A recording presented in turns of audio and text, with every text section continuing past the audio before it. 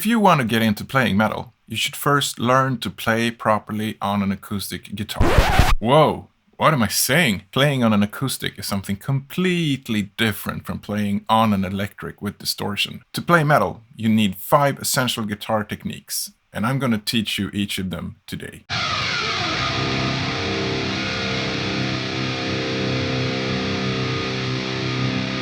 Recently on Reddit, I saw a post where a guy said, "My teacher and my uncle says I have to learn to play the acoustic guitar before I can get into metal." That made me furious.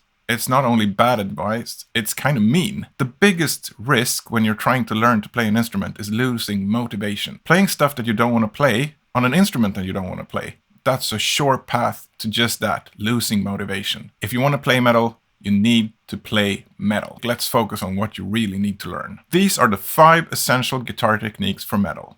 They're not in order of importance, but they are in order of easiest to learn first. Number 1.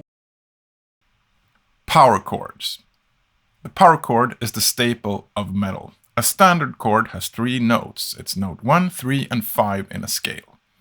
In a power chord, we remove that middle component, so we're just using note 1 and 5. So you can play a power chord with just 2 fingers played on 2 strings. Since the middle component of a chord determines if it's major or minor, and a power chord has just removed that middle component, you don't have to care about major or minor. That makes power chords super easy. And it also means that it's the same shape that you move across the neck, regardless of where in the scale it is. So with just 2 fingers and either starting on the lowest string or the next lowest string, you can play all of the chords you need for a chord progression in a song. Power chords can be varied with your picking hand. You can either just strum them or you can use some kind of picking pattern.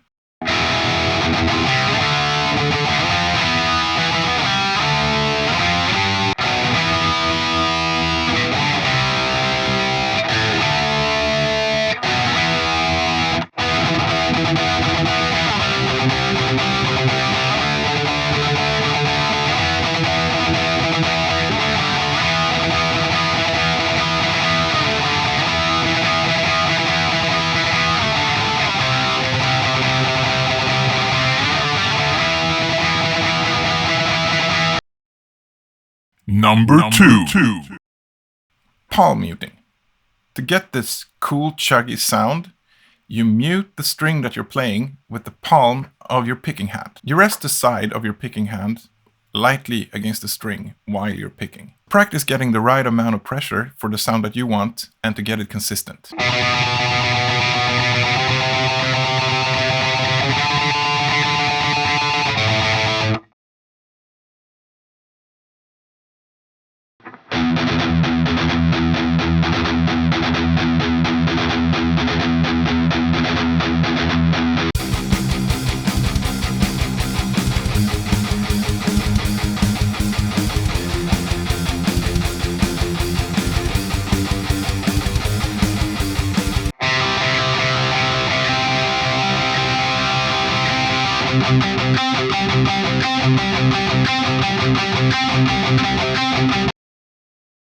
Number 3.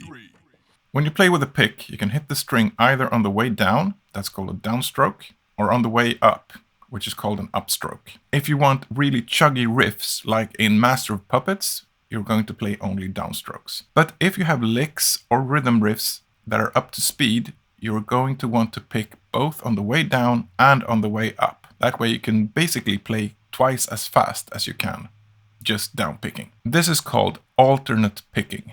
So hitting the string on the way down and on the way up. Without alt picking, some fasts like scale runs or fast rhythm riffs are basically impossible to play. You want to practice getting the same sound from the string when you hit it on the way down as you do on the way up.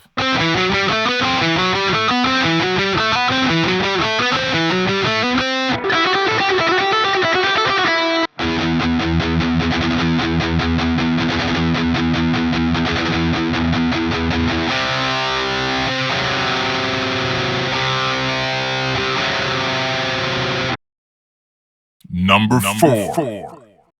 String dampening.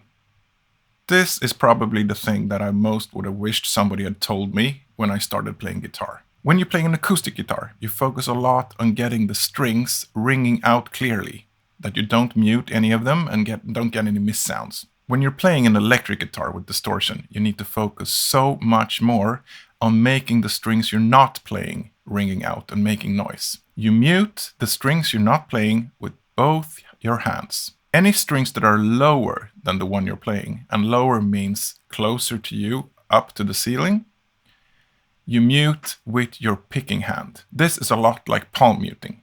You place the side of your picking hand against the strings you're not playing to prevent them from making noise. Any strings that are higher than the one you're playing, so that's closer to the floor, you mute with your picking hand. You place your finger lightly against the strings you're not playing to prevent noise from them. You can also lightly rest the tip of your finger on the string lower than the one you're playing, which then would get like double muting, both from the picking hand and from the fretting hand.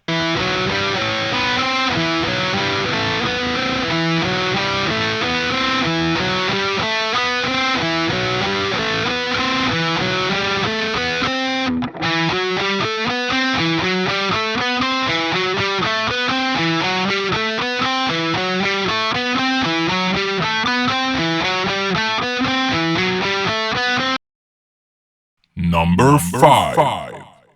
Pentatonic scale and pentatonic licks. The pentatonic scale is a simplified scale with just 5 notes instead of 8 notes that a regular scale has. You could just as well call the pentatonic scale the power scale. Using those 5 notes, you can play to almost any chord progression, no matter if it's major or minor. Look for videos on pentatonic licks, how to make phrases out of this scale. Practice these licks individually, and then you can put them together into a solo.